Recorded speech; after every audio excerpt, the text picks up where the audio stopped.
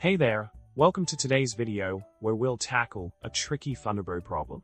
The issue at hand lies in figuring out how to open the calendar pane set to the calendar list window in Thunderbird 128.5.2 ESR using the tbkeys like 2.3.0 add-on.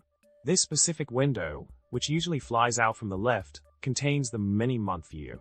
Unfortunately, the challenge here is that the typical commands like pressing F3 to toggle this pane on and off aren't working as expected. Now, let's dive into the solution for this problem.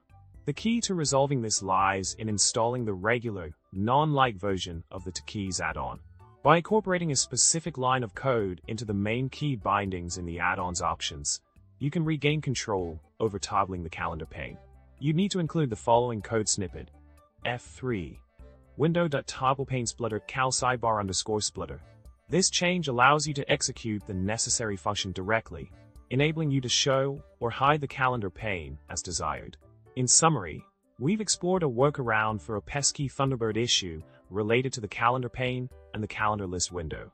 By installing the full version of the tbkeys add-on and tweaking the key bindings to include the provided code, you can regain control over toggling the calendar pane with the press of a key.